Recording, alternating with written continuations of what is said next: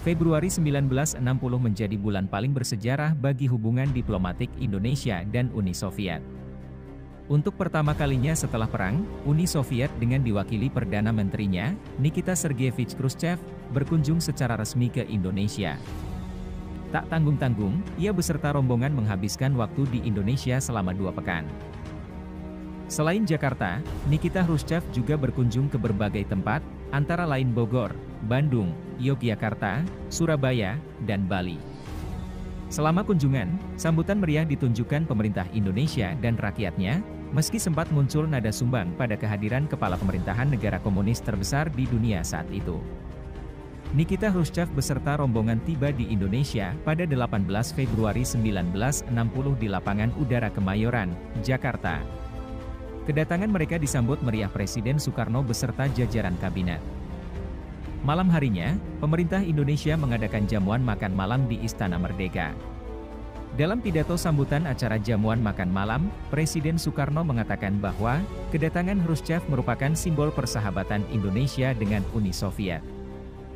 Bagi Soekarno, Nikita Khrushchev adalah simbol perdamaian dunia, seorang tokoh yang konsisten menentang kolonialisme dan imperialisme, sejalan dengan apa yang diperjuangkan Soekarno dan pemerintahannya.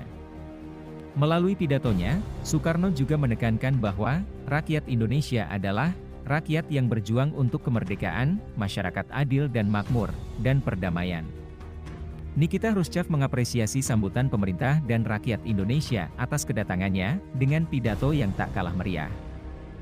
Ia memperkuat apa yang disampaikan Soekarno, bahwa Uni Soviet selalu menaruh simpati pada bangsa-bangsa yang berjuang untuk kemerdekaan. Sebelum menutup sambutannya, Khrushchev mencoba membandingkan kekayaan yang dimiliki negerinya dengan apa yang dimiliki Indonesia. Ia berucap bahwa Indonesia adalah negeri yang kaya raya, tetapi menurut dia negerinya juga tidak kalah kaya. Khrushchev mengatakan, segala sesuatu yang dipunyai oleh Indonesia juga dipunyai oleh Uni Soviet, barangkali dengan pengecualian buah-buahan yang lezat sekali di sini. Dan satu perbandingan lagi, kami di Uni Soviet ada banyak salju, di Indonesia tidak ada sama sekali, kata Khrushchev, yang disambut gelak tawa hadirin dalam jamuan makan itu. Di akhir pembicaraan, Nikita Khrushchev berseloroh dengan berkata, tetapi saya tidak mau menyembunyikan bahwa juga ada perselisihan antara saya dengan sahabat saya Bung Karno.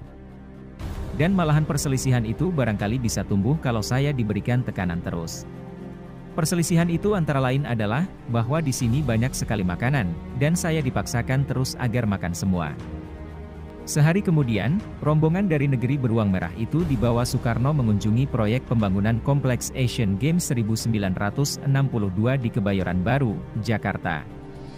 Kunjungan itu juga sebagai bentuk ucapan terima kasih atas bantuan pemerintah Uni Soviet berupa pinjaman berbunga rendah dan technical experts untuk membangun fasilitas Asian Games. Disebutkan, Nikita Khrushchev diberi kehormatan untuk memancangkan pancang beton nomor 100 bagi landasan stadion utama. Nikita Khrushchev juga berkunjung ke Surabaya pada 22 Februari tahun 1960 dan ke Bali pada 25 Februari tahun 1960. Dalam sambutan penutup, Khrushchev mengatakan bahwa persahabatan Indonesia dan Uni Soviet akan semakin erat karena persamaan cita-cita dan tekad. Atas dasar itulah persaudaraan dua negara ini akan terus berdiri teguh.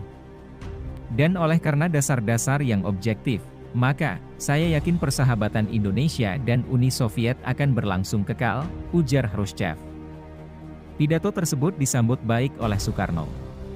Presiden pertama Republik Indonesia itu menyatakan bahwa, antara Moskow dan Jakarta, terpisah jarak kurang lebih 10.000 km, tetapi, dengan teknik modern telah membuat jarak itu menjadi amat pendek. Lebih daripada itu, dengan adanya cita-cita yang sama, rasa simpati yang kuat, rasa cinta yang mendalam, maka kami rasakan jarak Moskow dan Jakarta menjadi dekat. Semoga kita bertemu kembali, hiduplah persahabatan Uni Soviet dan Indonesia.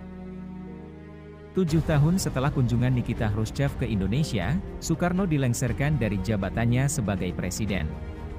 Suksesornya, Soeharto yang anti-komunis, memutus hubungan persahabatan dan diplomatik dengan Uni Soviet. Berpuluh tahun kemudian, pada awal tahun 1990-an, hubungan tersebut dipulihkan kembali oleh Soeharto, setelah rezim komunis Uni Soviet runtuh.